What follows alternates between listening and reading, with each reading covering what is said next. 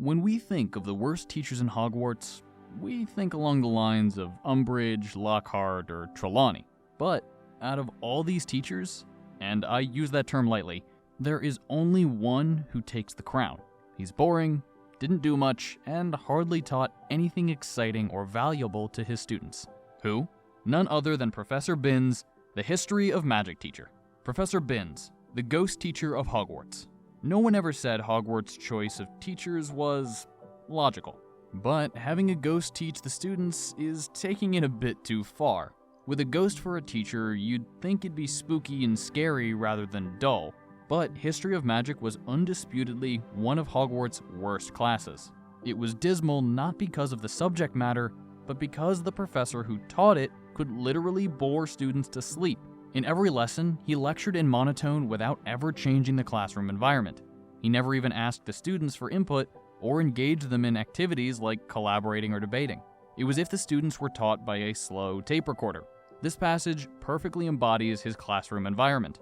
Today was as boring as ever. Professor Binns opened his notes and began to read in a flat drone like an old vacuum cleaner until nearly everyone in the class was in a deep stupor, occasionally coming to long enough to copy down a name or a date, then falling asleep again. He had been speaking for half an hour when something happened that had never happened before. Hermione put up her hand. About Binns' class, Chapter 9, Harry Potter and the Chamber of Secrets. He was not only dull, but also impatient and quite possibly senile. He had no respect for his students or even their names, routinely referring to Hermione Granger as Miss Grant and calling Harry Potter Perkins. It could be possible that he was calling them by the names of former students. The major issue with Binns' teaching.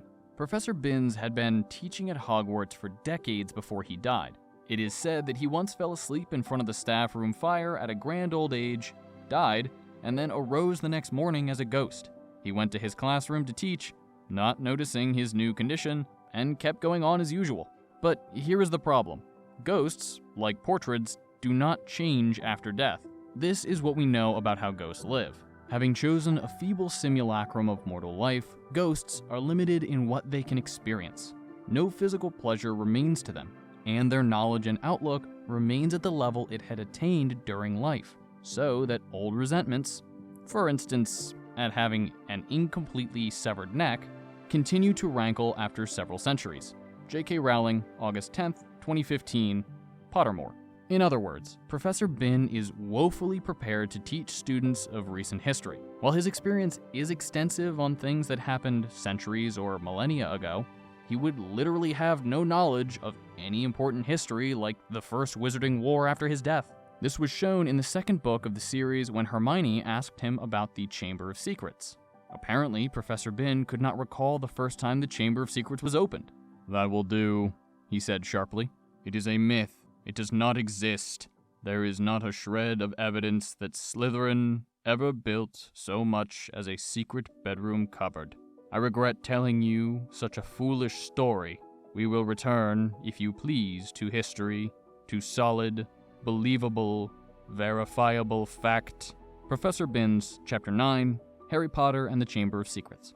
It also goes to show his blind disregard of the changing world around him, and his refusal to examine a myth as he saw fit, handicapping his ability to deliver information to his class and keep them engaged. But if you're finding this video to be informative and engaging, why not subscribe?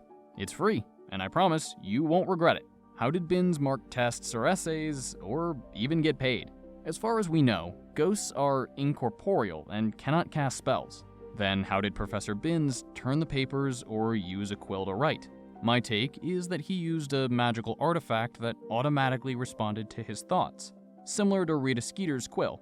Also, it is possible that another professor, such as Flitwick or Dumbledore, charmed it to flip papers for him. He may also have a student assistant, but that seems unlikely given his disposition and ability to put anyone to sleep with his droning voice. But what about payment? As Binns was a ghost, he had no need for anything, neither equipment nor money. Even better, he didn't need food or drink because he was already dead. He did just one thing: teach history to Hogwarts students, and he would keep doing that till the end of time. My final thoughts on Binns. Hogwarts might have had to spend a lot on salaries for the teachers, food for the students, and such, Dumbledore would have been thrilled to employ a ghost teacher who didn't need money and who could teach for eternity. However, that meant the students had to deal with a dreadful teacher who probably thought that everyone loved his monotonous voice and his seemingly never-ending lectures on the Goblin Rebellion of 1612. So, what do you think about this theory? What would you do if you had Professor Binns as a teacher? How long would you last in his class before falling asleep? Let us know in the comments section below. Want to know why Snape is the best wizard of his generation? Click the video on screen now.